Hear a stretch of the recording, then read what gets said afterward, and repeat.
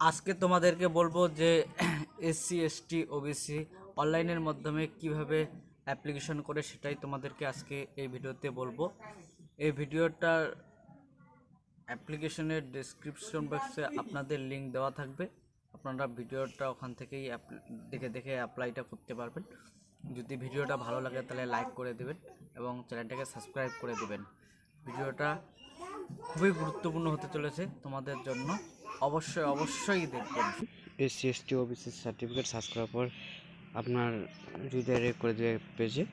সেখানে caste certificate বলে একটি অপশন আছে, সেখানে ক্লিক করার পরে এখানে আপনি যেহেতু আজকে তোমাদেরকে বলবো এসসি এসটির অ্যাপ্লিকেশন করবেন, সেক্ষেত্রে আপনি এসসি এসটি এখানে ক্লিক করবেন। ক্লিক করার পরে তারপরে একটা অপশন চলে আসবে application for SC oblique ST, এখানে আপনাকে ক্লিক করতে হবে।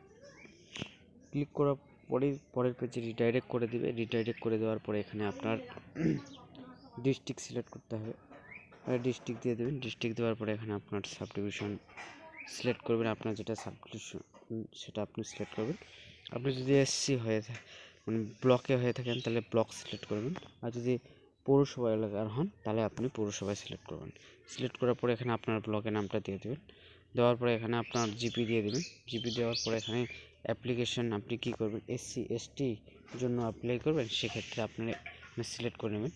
আমি যেহেতু এসসি করবো তাহলে এসসি আমি সিলেক্ট করেছি। এরপরে কাস্ট আপনি যদি এসসির ক্ষেত্রে হয় রাজবংশী, এসটি হলে আপনার যা আর কি কাস্ট সেটা আপনি এখানে চুজ করে নেবেন। চুজ করে নেওয়ার পরে এখানে আপনার নাম দিয়ে দেবেন। নাম দেওয়ার পরে এখানে আপনার বাবার নাম দিয়ে দেবেন। বাবার নাম দেওয়ার পরে এখানে আপনার মোবাইল নাম্বারটা এখানে দিয়ে দেবেন। দেওয়ার পরে এখানে একটা ইমেল আইডি দিয়ে দেবেন। দেওয়ার পরে এখানে আপনার ভোটার কার্ডের নাম্বার, আধার কার্ডের নাম্বার, কাস্ট মানে ক্যাটাগরি আপনার কী আছে সেটা এখানে দিবেন। রেশন কার্ডের ক্যাটাগরি দেওয়ার পরে এখানে আপনার নাম্বারটা দিয়ে দেবেন।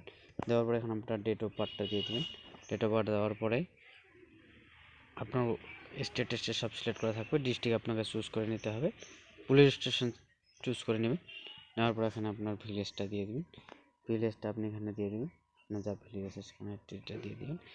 দেওয়ার পরে এখানে আপনার পার্মানেন্ট অ্যাড্রেসটা আপনি এখানে আপনার অ্যাড্রেসটা দিয়ে দেবেন। 6 মাস যাবত যেখানে বসবাস করছেন সেটা এখানে দিয়ে দেবেন। এখানে আপনার বাবার নাম দিয়ে দেবেন। দেওয়ার পরে এখানে স্টেট আপনার সিলেক্ট করাই থাকবে। ডিস্ট্রিক্টটা সিলেক্ট করে নেবেন। পুলিশ স্টেশন সিলেক্ট করে নেবেন। নেওয়ার পরে এখানে জিপিটা সিলেক্ট করে নেবেন। জিপিটা লিখে দেবেন। লিখে দেওয়ার পর এখানে ভিলেজ লিখে দেবেন, পোস্ট লিখে দেবেন, পিনকোড আপনার যা আছে সেটা লিখে দেবেন। আপনার একই অ্যাড্রেস হলে এখানে আপনি ইয়েস করে দেবেন অথবা নোতে ক্লিক করবেন। করার পরে একটু নিচের দিকে চলে আসবেন।